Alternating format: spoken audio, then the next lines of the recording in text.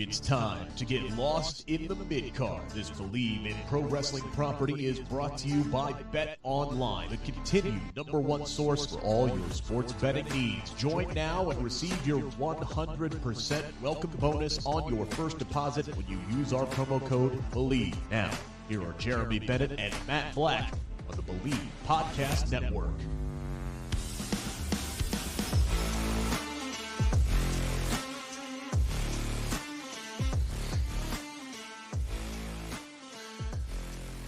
Yeah! Ladies and gentlemen, welcome to the podcast where we're excited to see Solid Snake compete in the AEW Continental Classic. It's Lost the Midcard. We are on the precipice of a couple of big pay-per-views, one this weekend, one the following weekend. We will lead off today with our AEW Full Gear predictions. And we will talk Survivor Series next week. And, of course, our thoughts on Full Gear next week, too. This is going to be definitely a loaded few weeks ahead of us as we roll into December in just a couple of weeks, amazingly to see. If you haven't done so already, make sure you're subscribed to our YouTube channel, Believe in Pro Wrestling. That's BLEAV. Make sure you're subscribed. Hit that bell notification. That way you know every time that we go live. We go live every Monday at 7:10 Eastern, 6:10 Central, just leading you up to Monday Night Raw. Let's see if this week's Monday Night Raw is as good as last week's. Last week's was a pretty damn good show. So we'll Fingers see what crossed. happens. Yeah. We'll see what happens tonight, but make sure to subscribe if you haven't done so already. Share this with all your friends. And join us live each and every Monday like we are right now and like Stephen Chambers is right here. Thanks for always joining us. Ozzy. And, of course, leading off with trash talk about Rick Ucchino's Bengals. And who cares about the Cowboys, pretty much. They're going to fade away anyways. And the Raiders, of course, got some new life. With a new, getting rid of Josh McDaniels because everybody hates Josh McDaniels. I'm your host, Jeremy Bennett. You can find me on the Twitter at JB Huskers, as always. My co-host, he is on the Twitter at Raw F Showtime. Mr. Matt Black, how you doing today, Matt? Doing all right. Fantasy did not go well this weekend. If Jacoby Myers would have just caught a couple more passes last night, I would have won. But yeah, very, very bad night in fantasy football. But the Steelers are 6-3. The Ravens lost. The Bengals lost. It all comes out in the wash. So yeah, my league, as long as Stephon Diggs does not get negative points, I'll win. I think you'll be fine. Yeah, I should be fine. Yeah, I'm telling you what, I'm so sick of Derrick Henry. I am so sick of Derrick Henry. I can puke. He's on a can't cut list. I can't even get rid of his ass. No. Like I can't freaking release him and go get and like I literally have to keep him. And he's been terribly up and down this year. And when he's bad, he's really bad. Yeah, and he stunk up the joint yesterday. And not as I think Jacoby Myers got more points than he did. Somehow it's really bad. Yeah, 3 points at least the league I have him in. 3 points and pathetic. But he's ranked 8th overall, which is insane. How is that even possible? You know, well, it's that must say how bad the running back position is in general in fantasy football this year. Well, like Taysom Hill had 2 big weeks until he stunk this week.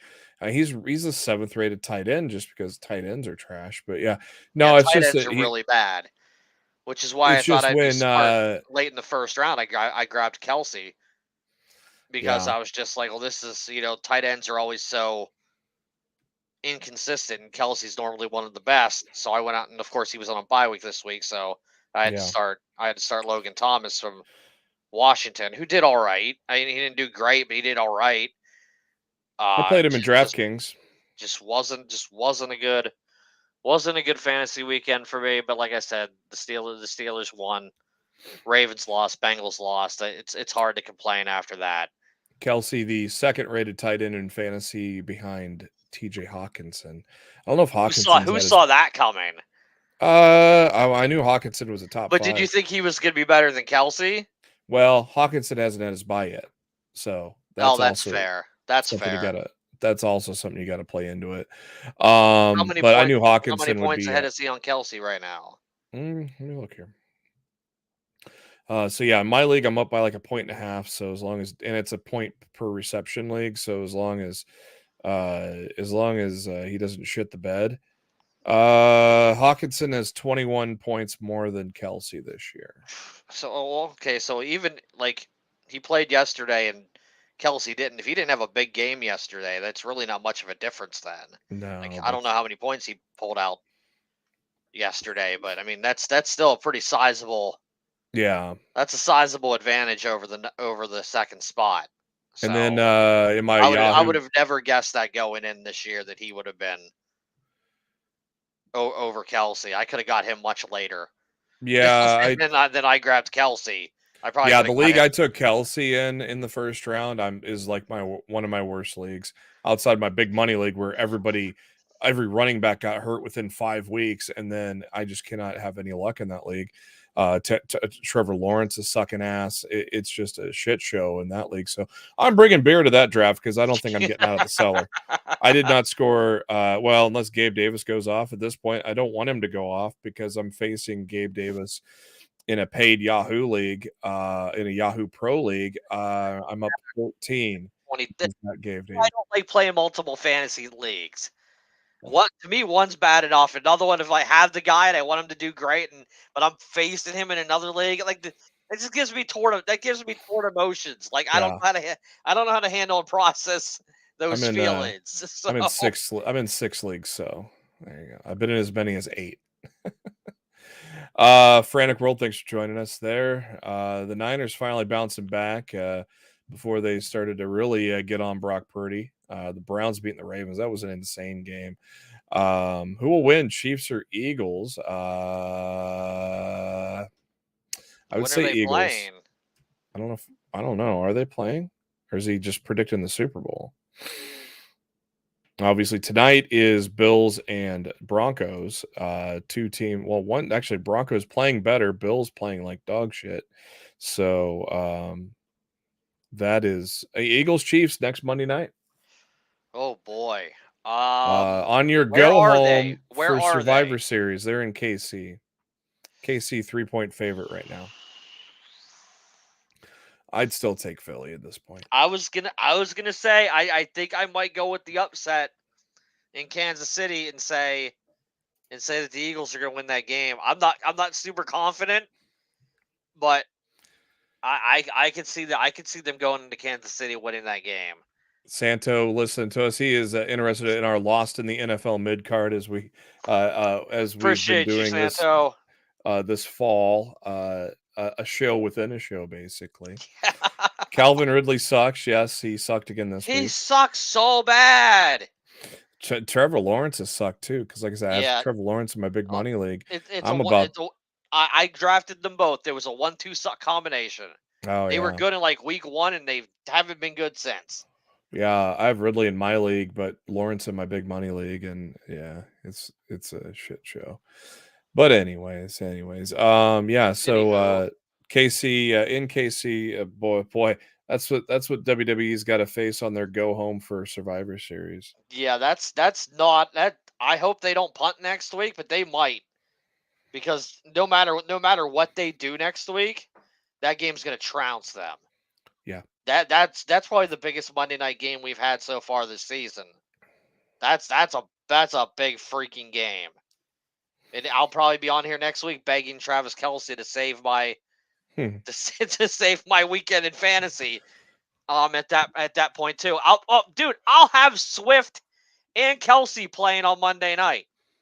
That's going to be a very important game. I have a feeling that's going to be a very important game for me next weekend. So yeah, I got Swift in. I got Swift in a dynasty keeper league that I'm in with a buddy of mine, which was funny because at the draft, all the experts were saying Gainwell was going to be the lead back in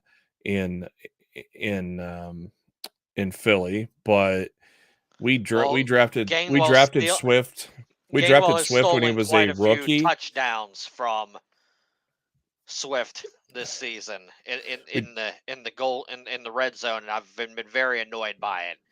We drafted Swift when he was a rookie, and then we ended up trading him for pieces that we needed that year. So we're like, we had Swift. We got him for $10. The budget's $200, so it didn't break our budget. And we were like, yeah, let's give him a try. And Swift is what? He's ranked 11th this year among all running backs. And which honestly, with the way running backs are this year, that's not bad. No, and he's got a bye. He had a bye this week. Plus, almost every team's got a committee now. So, I had so many players on a bye this weekend. I had like three or four players who were on a bye. I'm just like, good grief, man. Stroud might be rookie of the year and MVP. Yes, I'm so happy Stroud is my quarterback. I had let's see, he's been phenomenal. One league I had Deshaun Watson, another league I had Anthony Richardson, and I got Stroud in both of those. And man, he's been damn good. And there is now talk that he could be MVP as well, which is insane, but not out of the realm of possibility. As always on Lost the Midcard, you bring up the topics, we'll talk about them. Ozzy says, is WWE going to strip Logan Paul of the U.S. Championship? No, this is exactly what they wanted. They wanted it, yeah. From him winning this title, and everybody talked going into Crown Jewel, if Logan Paul wins that United States Championship, that title is going to be everywhere. And legitimately, Logan Paul is making sure that title is everywhere. This is exactly what WWE wanted. According to Logan Paul himself, he was clapping cheeks while wearing the title. Yeah, I don't know if I believe that, but it's a funny thing to say for, attention. So yeah. Well, he was clearly naked in bed with his woman while wearing the title. That there are photos of that. No, I've seen that. All right. This Saturday, the big one. I don't know if I'm going to be able to watch this live. I got something going. I might be able to watch half of it live and then half of it later because I got to go somewhere at about 9. So, but Full Gear is this Saturday. Kia Forum in Los Angeles, California. There is one pre-show match and then 8 main card matches. As with AEW, I'm sure there's going to be a ton of pre-show matches added.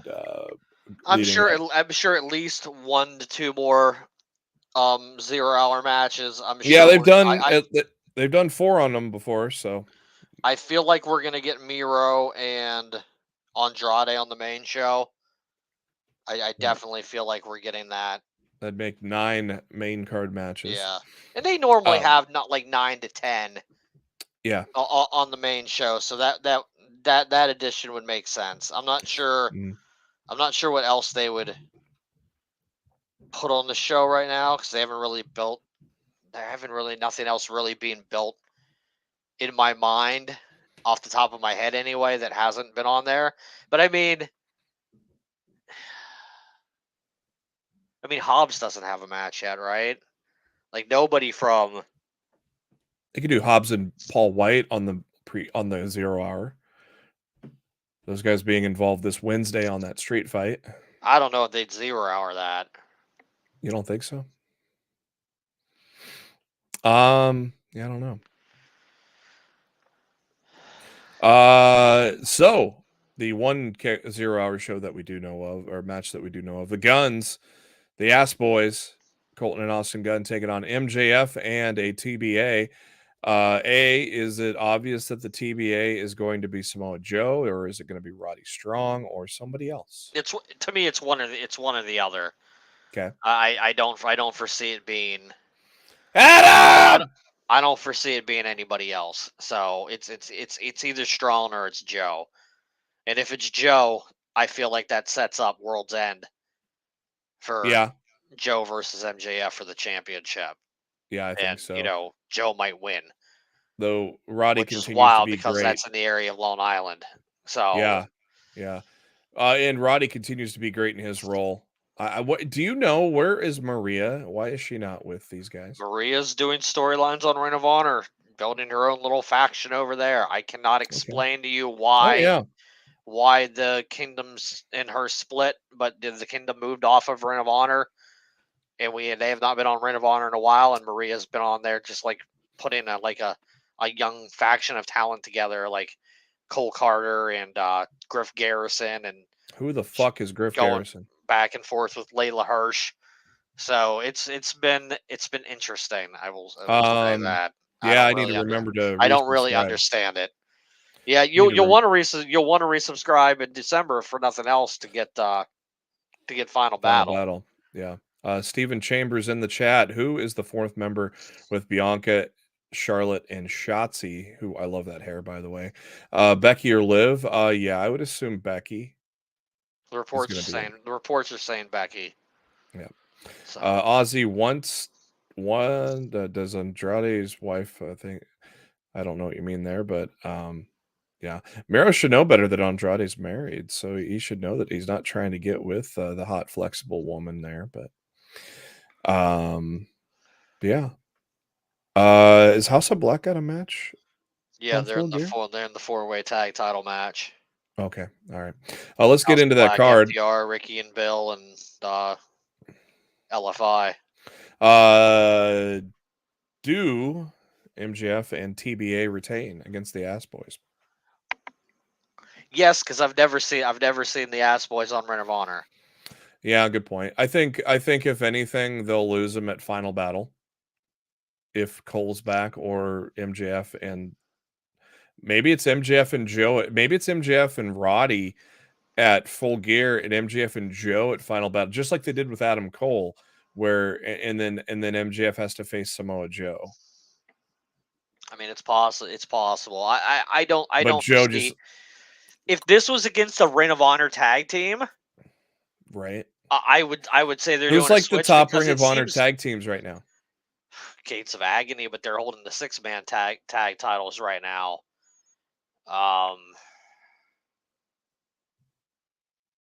Anybody else even get pushed? So that's the problem with Ring of Honor. Getting pushed would be debatable. Darius Martin and Action Andretti, the infantry. Yeah. I don't know. It's just they don't.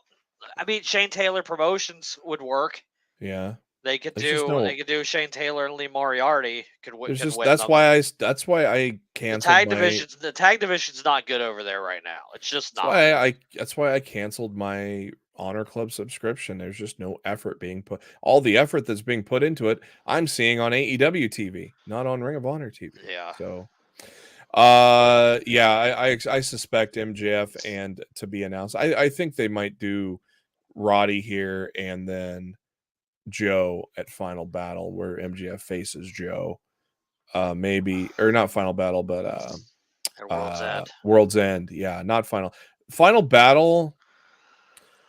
I don't know.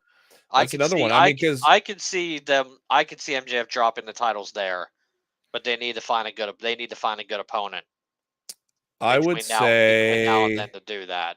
Yeah, and if you don't do Joe, God, I don't know if you want to do this or not. It'd be totally up to the wrestler himself, but maybe put Mark Briscoe in with MJF. If he wants to. I think Mark Briscoe's going to be the next person to hold the television title, so I don't see that happening. Yeah, Joe relinquishing that. What were your thoughts on that? My initial thought was fine. My initial thought was, well, ROH is getting more shit on. No, to me, I feel like Tony Khan's slowly but surely in the process of getting those Ring of Honor titles off his AEW talent. Like he took the 6-man tag titles off the Humbucks. He's taking the TV title off of Samoa Joe. It's only a matter of time until MJF, gets rid of those titles. They might be dragging their feet on waiting on, when Cole comes back to do that. But the world championship's on Eddie Kingston, and he's on Ring of Honor more than AEW programming. And the pure titles Shibata, and he shows up when he can. Yeah. So I mean, at that point, they've pretty much got most of their titles off of like the weekly AEW talents, which is to me the right thing to do, because the champions should be people that you're seeing on Ring of Honor every week, not people that are 90% of the time on AEW programming and 10% of the time or less on Ring of Honor. I mean, that's not a good way to run your brand. No. And unfortunately, I mean, it's just not been good. It's not been good. So I think honestly, I think the ROH brand was much better suited when they were taping in Orlando. Yeah. And they weren't connected with, AEW television tapings. Yeah. I think the crowd was better and more invested. I think everything was more focused on Ring of Honor. And I think now, like, since it's tag teamed with Collision, it's more like, all right, who do we have backstage that can fill a role for Ring of Honor this week type of deal. Yeah. And like that, and that doesn't work for me. And like Frantic World said in the chat, it's becoming AEW's version of NXT, except the fact that it's going on the road. I think it's worse. Yeah. It needs to be in Orlando, and then that way it'll be better. I mean, look at NXT now. I think the perfect idea would have been ROH to become AEW's NXT, but it ain't anywhere nearly on the level of NXT now, let alone NXT Black and Gold. Yeah, and I mean, look at NXT now. I mean, they're getting after the big loaded shows. I mean, last week was like around either last week or 2 weeks ago, 800,000 viewers. It's like they're still pulling in numbers, and the product is really good right now, and the top of the card is really good. The main roster integration on NXT this year has helped them a great deal. A great deal. There's no ifs, ands, or buts about that. And on top of that, like the top of the card's great with Braun Breaker and Carmelo Hayes. The rise of Trick Williams. The mid card is good with Dijak and Wes Lee, and the women's division is just out. They arguably focus on the women's division even more than Impact does. Well, yeah, they had 4 matches at Halloween Havoc. Yeah, and because I know a lot of people always point to Impact when it's like who's treating the women the best. Yeah, but man, like I can't think of any weekly wrestling program that's focusing on their women's division more than NXT is on a weekly basis. Yeah. Like if you like women's wrestling, you should be watching NXT. For nothing else. You should be watching NXT. You should be watching that every week because they're consistently highlighting up and coming women like Leilani, I can't remember her last name. Lola Vice. No, Leilani, the one that was with Dana Brooke. I was just naming another person. Yeah, Lola Vice and Leilani and Ariana Grace is starting to show up a lot more now. Yeah, she just came back from injury. Yeah, and Sol Ruca is going to eventually using her more now. Sol Ruca and Nikita Lyons are going to be back from injury very soon. I don't know about Sol, but I think Nikita is very close.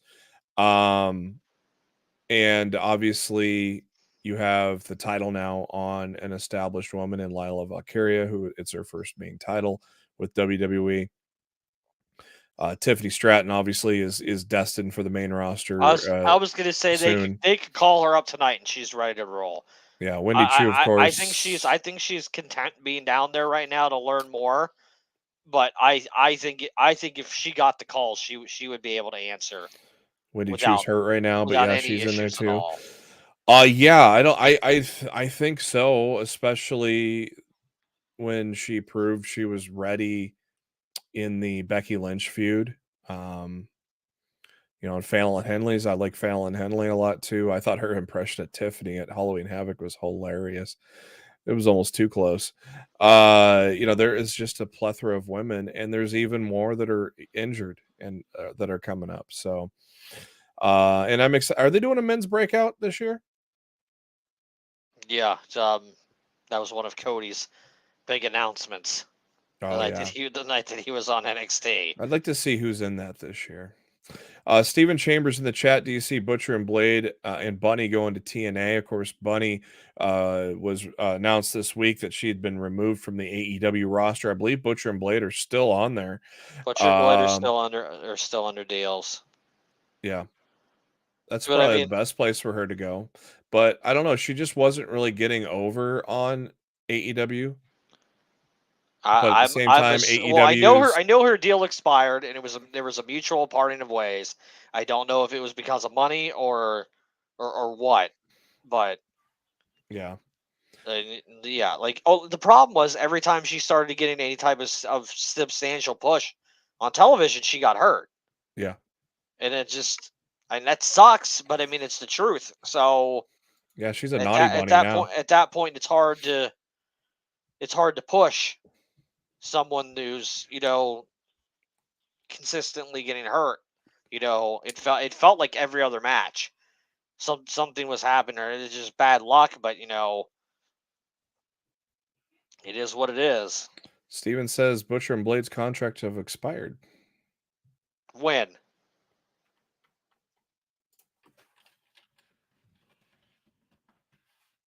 When did they expire? Because as of last week, they had not.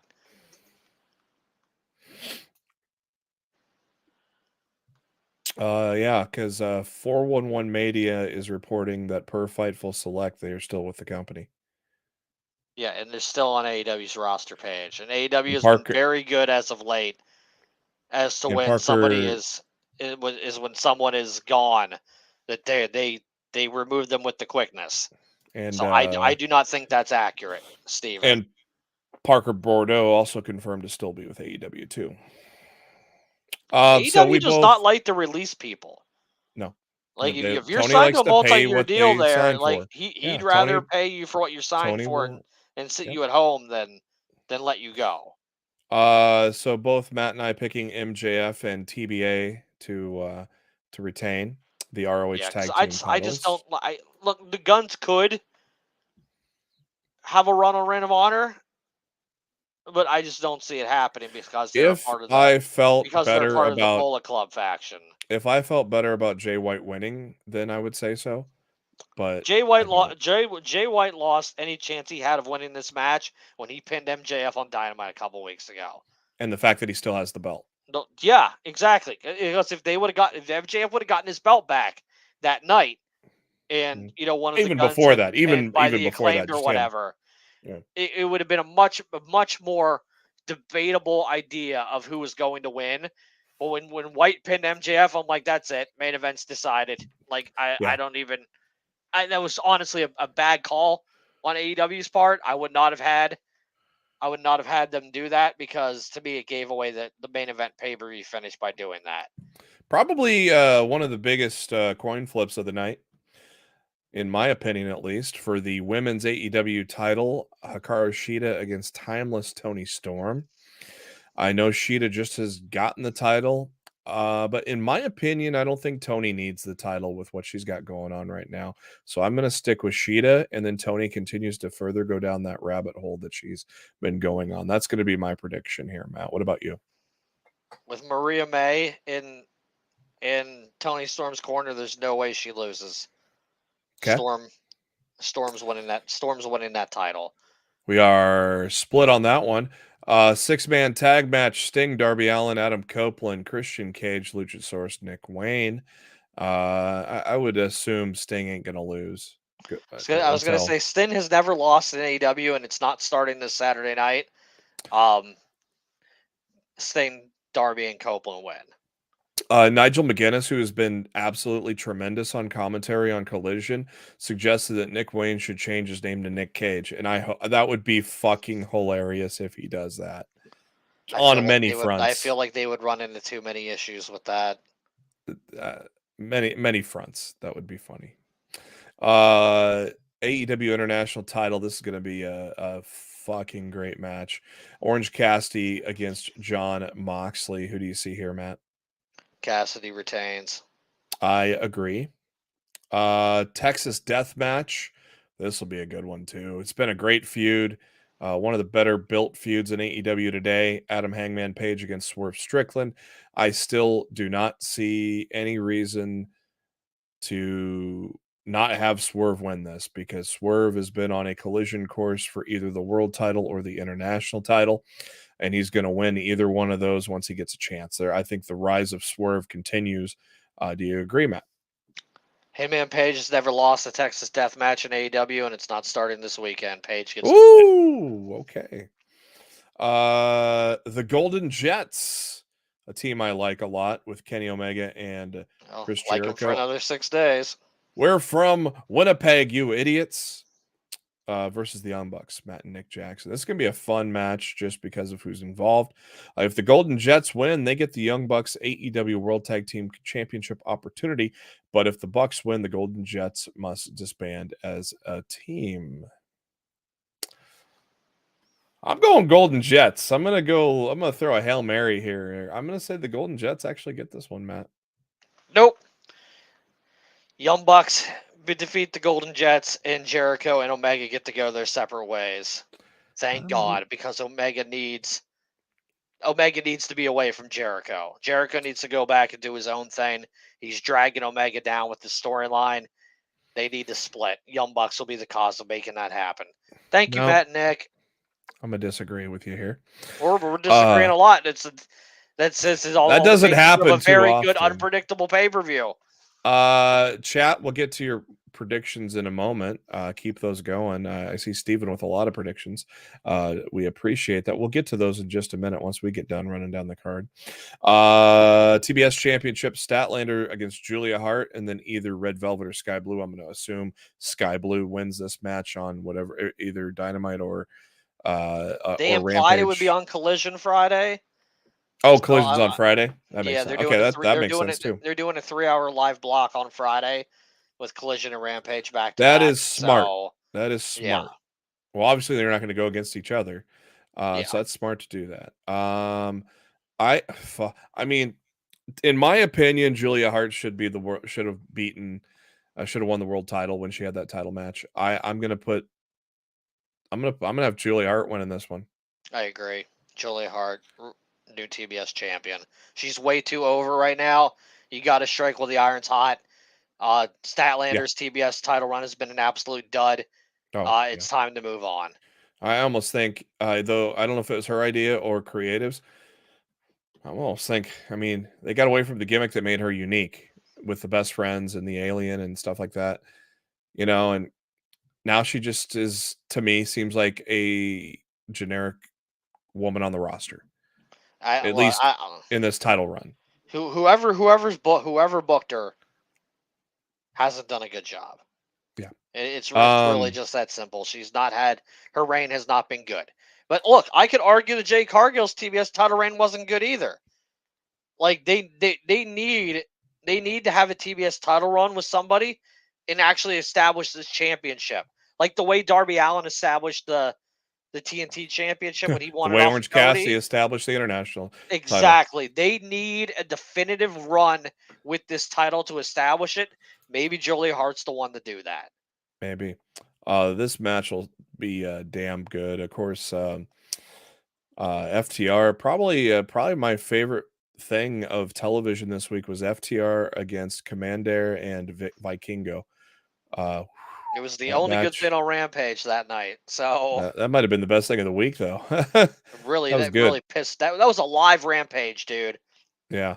It made me angry. I was legit heated and upset with how bad that show was because they've had months in a row of really good taped shows. Yeah. And then you have a live show and an opportunity to deliver a big show, and you gave us that. Yeah. Like you gotta do better than that. Ricky Starks and Big Bill take on La Facción Ingobernable, which is Drush and Dralistico. FTR, Kings of the Black Throne. If Matt is correct on Bucks versus the Golden Jets, I would say FTR. If I'm right, I'm going to say Kings of the Black Throne win. And so, Matt, do you agree with me if you're correct on that other tag match that's happening? I think FTR win, and I think the Young Bucks immediately invoke their tag team title shot and defeat FTR at Full Gear. What heels they would be. Yep. And we already telegraphed this, but for the world title, MJF and Jay White. So many signs point to Jay White not retaining just because of everything that's happened over the past It's sad month, that the most predictable match on this card is the main event. Yeah. That's very disappointing. And they easily could have avoided that by not having Jay White pin MJF a couple weeks ago. They shot themselves in the foot with that. Going to the chat. Stephen Chambers saying MJF retains both titles. Yep, agreed. Which we agree with.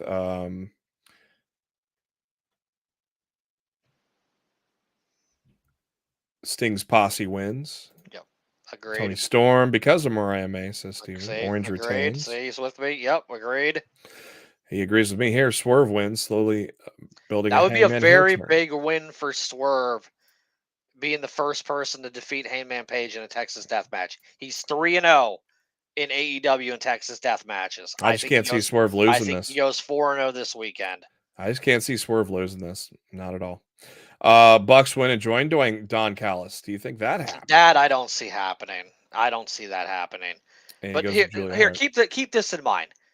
Texas Death Match, you don't need to be pinned. You don't need to be submitted. You just don't answer the count of 10.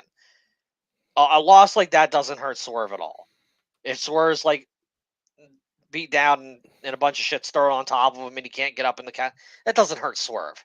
Like Texas Death Match losses to me never hurt the loser because you're not getting pinned and you're not being submitted. So a couple people in chat say Sky Blue are going to help Julia win the title, even though she's probably going to be in the match.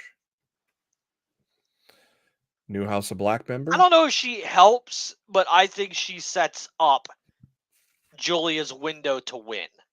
If that, I could see her. I could see her misting Statlander when she was going for Julia. Yes. See, that's a good finish. That's a good finish. And Steven also says House of Black winning the tag titles.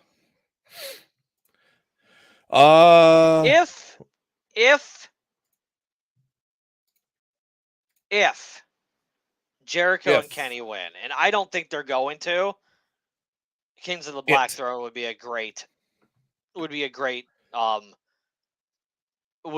choice to take those titles. I would honestly, I would. Especially if Julia I want Malachi Black in singles action. Yeah, personally, is Buddy hurt? I don't think so. Like, as far as I know, Brody's more hurt than he is. Brody's still wearing that damn cast where he broke his hand at All In. He could just be Stan Hansening that thing though, or I don't know how long a broken hand takes to heal, or Bob Ortoning it. It's possible. The major happening from WWE happened this Friday at the end of SmackDown when Asuka turned on her own team and joins, Damage Control for now, but we know better because Matt and I predicted this to happen. And so basically, how soon before Bayley gets kicked out? Very soon or WrestleMania season? Well, it depends. If this team loses at Survivor Series, they kick her out immediately after the match. Does Dakota Kai go with them? I think she does. I think she's going to be their mouthpiece. I think Dakota Kai is going to be the mouthpiece of these three women. That's good. That's a great idea. And they're going to leave Bayley, high and dry and on her own, and she's going to have to revert back to, her old self. So I predicted Bayley and Io at WrestleMania. Using that time frame, it would probably be Bayley and Io at Royal Rumble then. Very possible. It depends. If Damage Control wins at Survivor Series, then there's no reason to turn on Bayley already. But if they lose and they pinpoint the blame on Bayley, they could do it as early as Survivor Series. See, I see that could happen as a storyline, but at the same time, I see the idea or the point to keep these guys strong. And so but you could also get your next contender through Damage Control losing the match and still hold Bayley off until WrestleMania. Because the main roster won't have a pay-per-view until Royal Rumble now. There's only one PLE between Survivor Series and Royal Rumble, and it's an NXT pay-per-view. And that we know of. Yeah, true. But you would figure by now there would be an announcement. There would be a tickets already on sale, a venue talking about it already, because December is 2 weeks away. I'm not arguing with you, but I'm not putting anything past WWE to try to go in and book December 31st or even the 30th and try to go up against World's End. I'm not rolling that out yet. Steven Chambers in the chat. Bayley cracked me up. I'm not a hugger. Yeah, that was hilarious. She goes, I don't do that anymore. And she looked so uncomfortable. She was much more excited to do it during the main event. Yeah, that is true. She wanted to get her hug on in the main event. Yep. That's because she doesn't want to get her ass kicked. But I liked it. We predicted it. That was going to happen. Asuka joining that. So it wasn't a surprise to us. Maybe just a surprise that it happened so soon after Kairi Sane made her return to WWE. But also, it was so good to see that insane elbow once again. I guess Cameo is still a thing. You don't hear about it much anymore. You don't hear people pimping it about much anymore. But Mercedes Moné, which is surprising. I know. Mercedes Moné recently did a cameo and gave the fan an update on her status. And she goes, I cannot wait to get back into the ring. Expect me to return with some wrestling company in 2024. For sure, I cannot wait to be back in the squared circle. It feels like I feel the most home. It's where I feel alive. I just cannot wait to be back. I'm healing. I think we lost Matt. I'm healing. Healing everything, mentally, physically, spiritually, physically, everything. I'm really excited to get back to where I live and what I do best. And I mean, AEW? I mean, or do we rule out a WWE return? As far as I know, she has a working agreement to go to AEW when she's healed up. So I still think we could see her as early as this weekend at Full Gear. And she purposely said that to, throw people off the scent. Because she freaking knows when she knows when she talks. Yep. That this stuff goes everywhere. And she's not stupid. She's one of the smartest women in the business right now.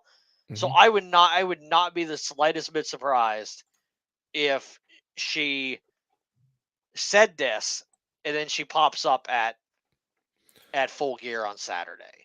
Yeah, that's a good point. Good point. What timing would that happen to? Because that story broke 2 days ago. So, yep. Yeah. I think it was Collision. I can't remember. I'm all lost. But on Collision, I think it was. Yeah, this was Collision. It was announced Tony Khan, along with a Solid Snake lookalike, or Bryan Danielson, one of the two, announced a new tournament coming, an inaugural Continental Classic, kicking off with the November 22nd edition of AEW Dynamite, and then the tournament will conclude at World's End on December 30th in New York. It's going to be a round-robin tournament, 12 of AEW's top stars, something that Bryan Danielson described as something he's been wanting to bring to AEW for some time now, because it is something that's going to, on a smaller scale, resemble the G1 Climax. It's a G1. That's what it's what it is. It's AEW's version of the G1 Climax. And NXT did one of their own earlier this year, and it worked for the Heritage Cup. Yes. So it's already been done on weekly television program in the United States with success. So I think AEW is smart to say, hey, Danielson doesn't want to go over to Japan for a month to be away from his family, but he wants to wrestle a G1 style tournament. Let's do our own. Why the hell not? And that also tells you that Danielson's going to be back sooner than we were led on to be at first, too. And I'm hoping. Well, they said by the end of the year, so definitely by the end of the year. Well, the end of the year is the finals of the tournament. So, well, they said okay. The correct terminology was later in the year is what they said in terms of when he would be back. So late. I thought it was late in the year is what they said, but potato. 5 minutes to Monday Night Raw.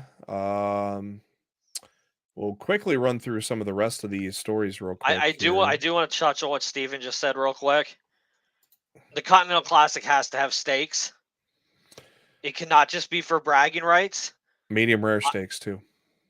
The winner of the Continental Classic should earn a shot at the AEW World Championship. That's what the Continental Classic. It has to be. It's what the G1 Climax is. Yeah, so. You cannot do this tournament and make it about bragging rights or a trophy or any of that bullshit. This has to mean something. The Continental Classic has to be the winner of the Continental Classic has a guaranteed shot at the AEW World Championship in 2024.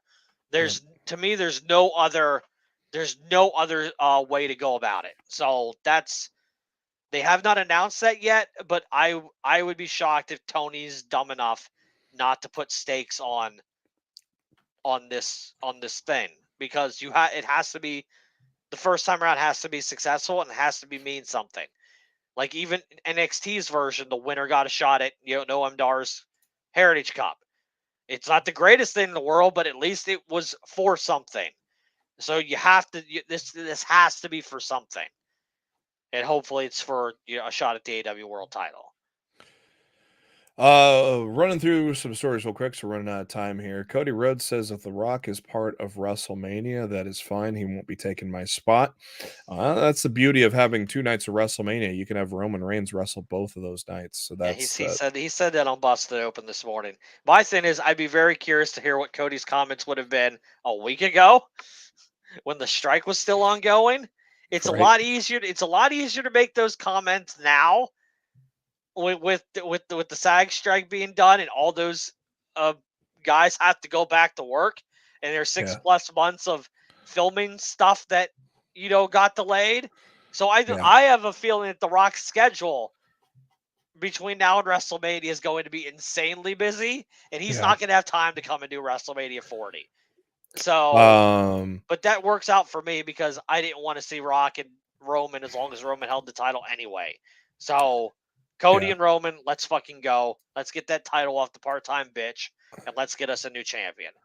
From Fightful Select, potential spoiler on War Games. Rumor is Drew McIntyre to join Judgment Day on the heel side, and none other than Randall Keith Orton joining the baby faces to make it 5-on-5. I am down for those 2 additions. Yep, and Trish Stratus basically teasing that she's not done. She goes, I don't know if I've had my last match, but 8-time champion sounds good to me. In my opinion, I thought Trish looked very good and did very well as a heel in 2023. Worked really well with Zoe Stark. So I am all for Trish coming back. Agreed. Nothing updated from Fightful yet, but WWE.com and actually for Dynamite, let's go to Dynamite.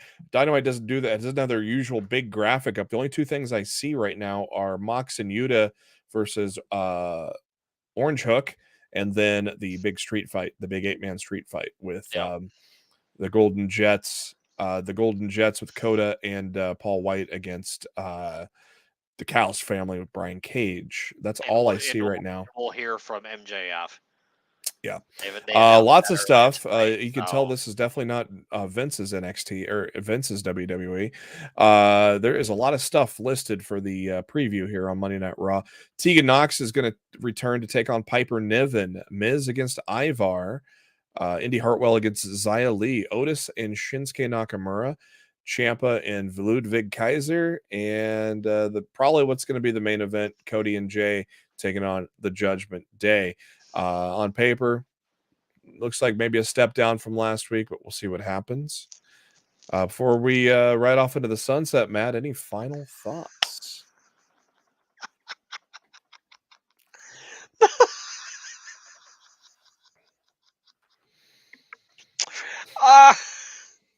I'm reading the Raw plans from Fightful. Oh, they just posted them? I literally hit refresh and they weren't there. Well, they literally just came in. I got to tell you something off the air. I don't want to do it on the air. Okay. But look, let's hope for a good Raw. Let's. I have a feeling Full Gear is going to be a great show, and we'll be back here to talk to y'all about it next week. So. Sure. Yep, it's going to be a wild time for the rest of the month here in Lost in the Midcard. Thank you guys for joining us live in the chat. Make sure to share this with all your friends and have your friends and their friends join us going forward. And for Matt Black, this is Jeremy Bennett. Thank you for tuning in to Lost in the Midcard, brought to you by Bet Online.